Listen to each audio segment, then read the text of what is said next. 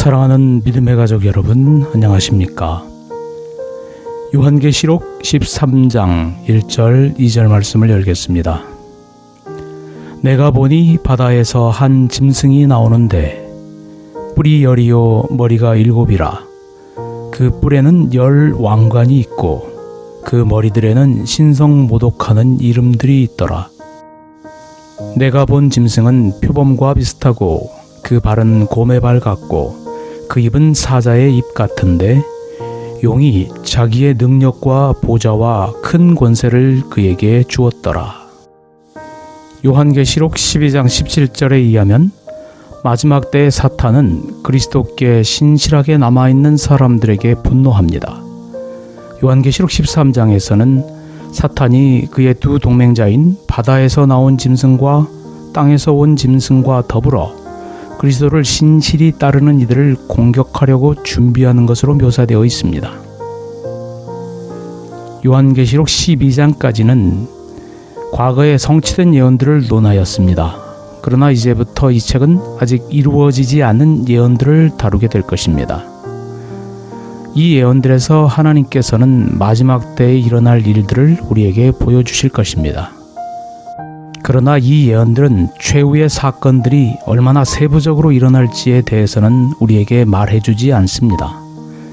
예수께서는 그분을 따르는 사람들에게 요한복음 14장 29절 말씀처럼 이제 이 일이 일어나기 전에 너희에게 말한 것은 이 일이 일어날 때에 너희로 믿게 하려 함이라 라고 경고를 주셨습니다. 마지막 때의 예언들에 관한 충분한 이해는 그것들이 성취되기 전이 아니라 성취될 때야 비로소 가능할 것입니다.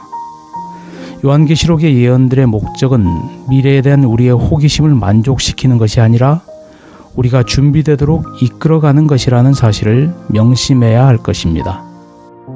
요한계시록의 이 부분에서 사탄은 사람들을 자기 편으로 끌어가기 위해 그 전략을 바꿉니다.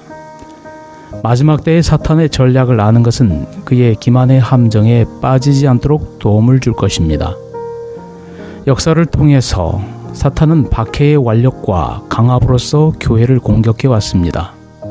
그러나 마지막 때에 남은 자손에 대한 최후의 공격을 시작하면서 사탄의 전략은 강압에서 기만으로 바뀝니다.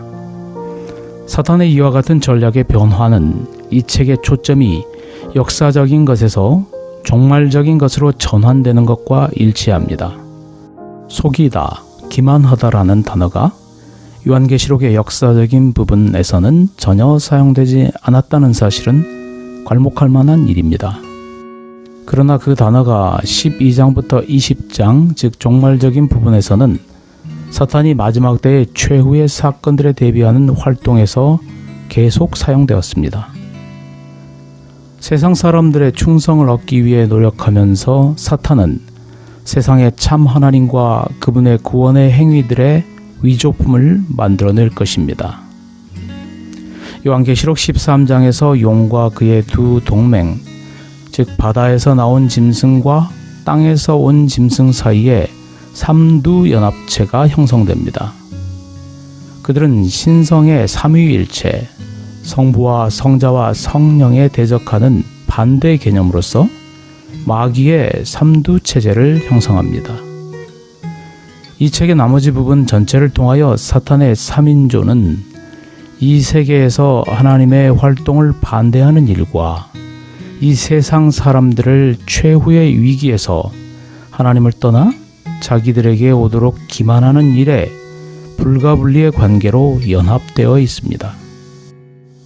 계시록 13장에서는 종말의 그리스도와 그의 추종자들을 괴롭힐 세력이 바로 이 악의 3인조, 용과 바다 짐승과 땅 짐승이라는 것이 명확히 드러나 있습니다.